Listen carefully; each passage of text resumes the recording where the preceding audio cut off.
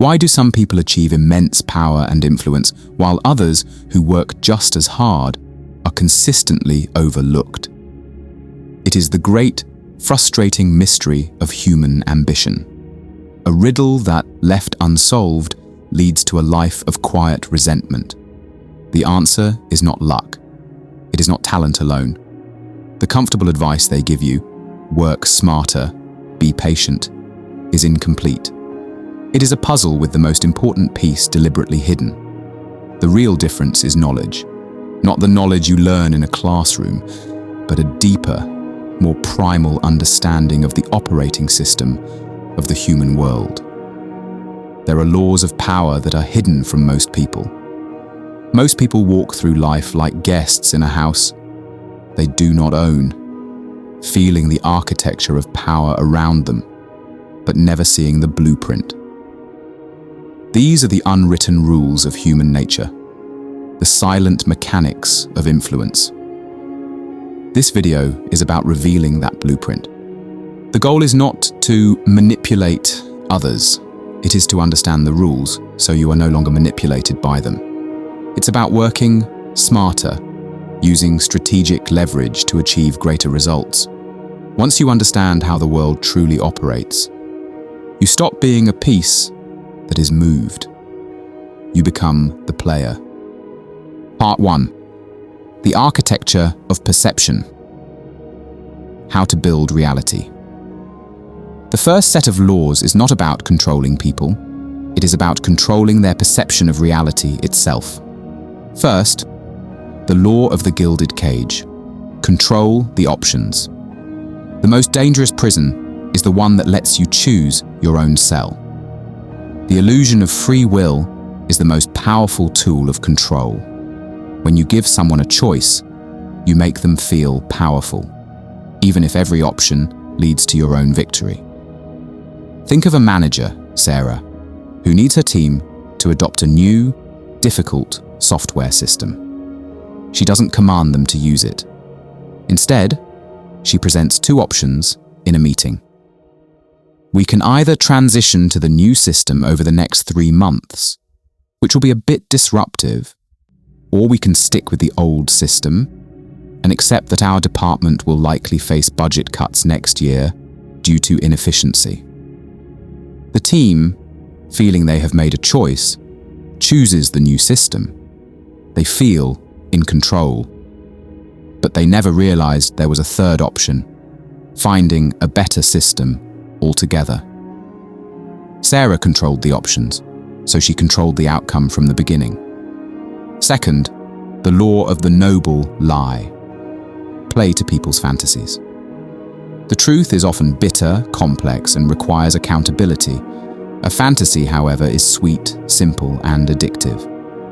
The great Greek philosopher Plato described this in his Allegory of the Cave. People would rather watch the comfortable shadows on the wall than face the painful, blinding light of reality. People are not chasing truth. They are chasing a story that makes them feel important.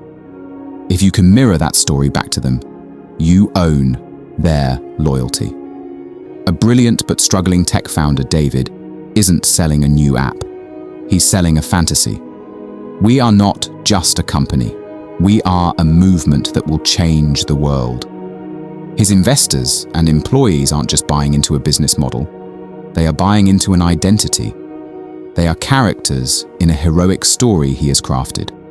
David understands that powerful people don't sell products. They sell noble lies.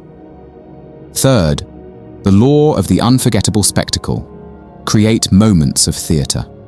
Logic fades, arguments are forgotten, but powerful images burn themselves into the collective mind.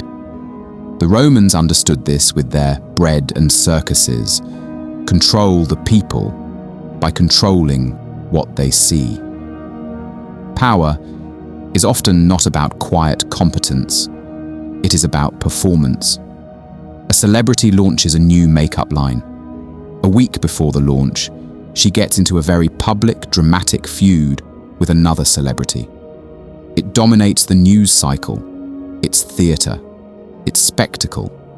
By the time she launches her product, millions of people who had never heard of her brand are now emotionally invested in her story. She didn't just sell a product. She created an unforgettable moment that made the product an artifact of a larger drama. Part 2. The mechanics of influence. How to move people. The second set of laws governs the direct one-on-one dynamics of power. Fourth, the law of the hidden thumbscrew. Discover each person's weakness. Every person, no matter how powerful, has a soft spot, a hidden insecurity, a deep desire, an unhealed wound. This is their thumbscrew. People can resist logic, but they cannot resist their own fears or fantasies. The strategist listens more than they speak, not for information, but for data on these emotional pressure points. During a high-stakes negotiation, a CEO, Rachel, notices that her opponent, an older, legendary businessman, constantly brings up his legacy. He's not just negotiating for money, he's negotiating for his place in history. Rachel stops arguing about financial terms. She starts framing her offer as a way to secure his legacy, to build something that will outlast him. She has found his thumbscrew. The deal is done, not because her logic was better, but because she understood what truly controlled him. Fifth, the law of silent authority. Act like a king to be treated like one. Respect is not given. It is a reflection of your own self-perception. If you act small, unsure, or desperate to please, the world will instinctively treat you as inferior. But if you move with a quiet sense of your own value, if you speak less, hold eye contact, and own silence, people will unconsciously adjust to you.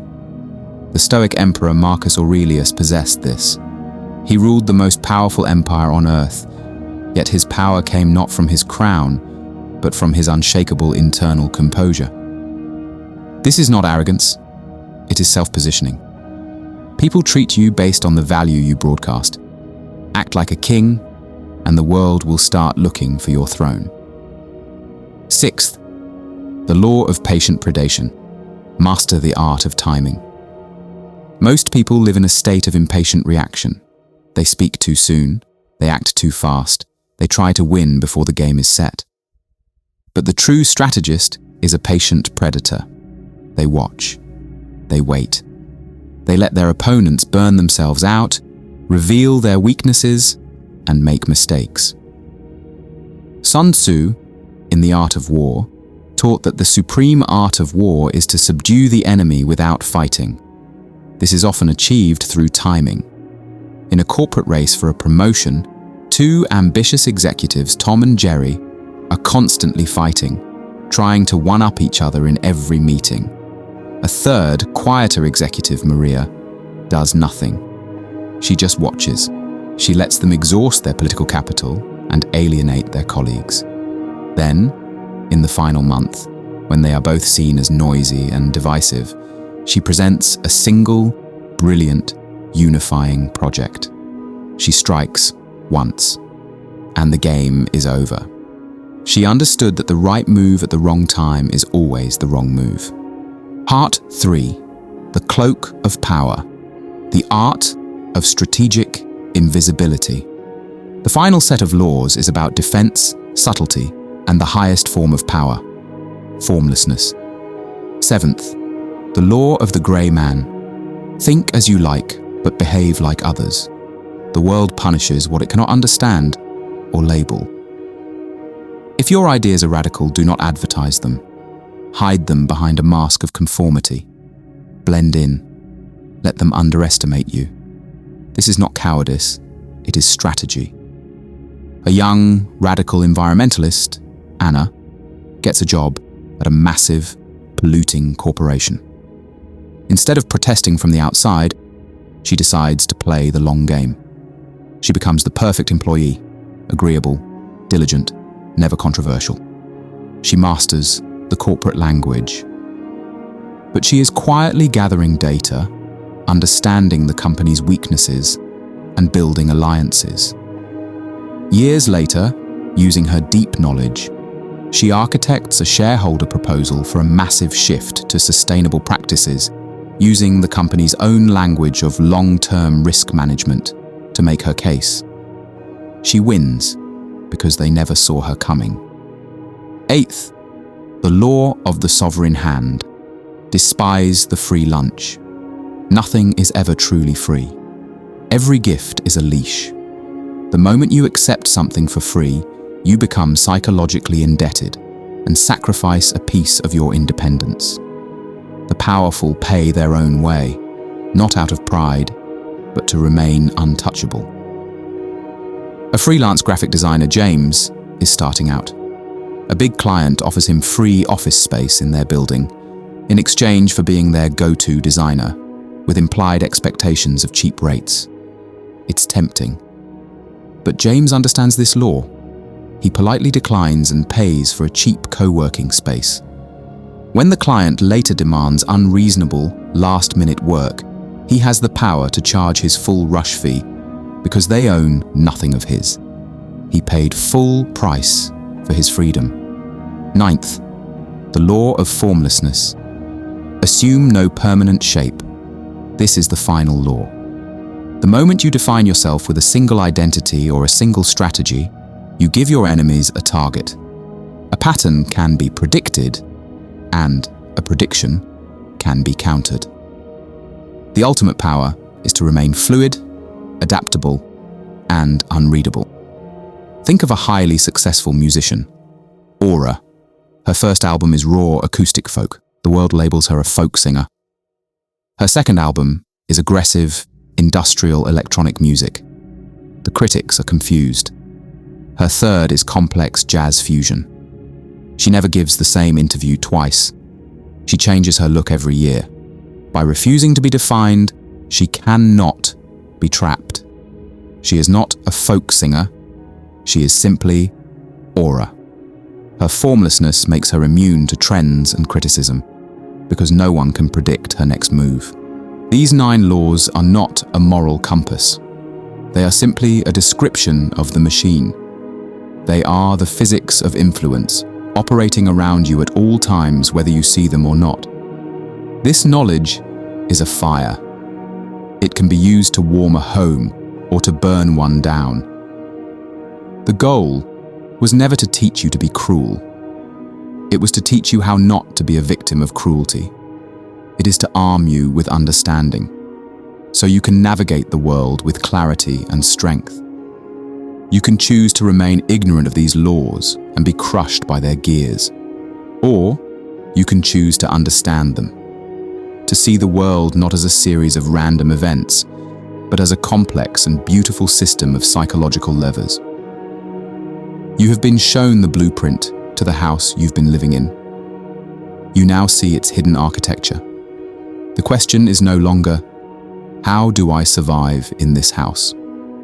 The question is now, how will I redesign it? You stop being the piece, and you become the player. You stop being the one who is moved, and you become the one who moves. The blueprint is in your hands. Now go and build.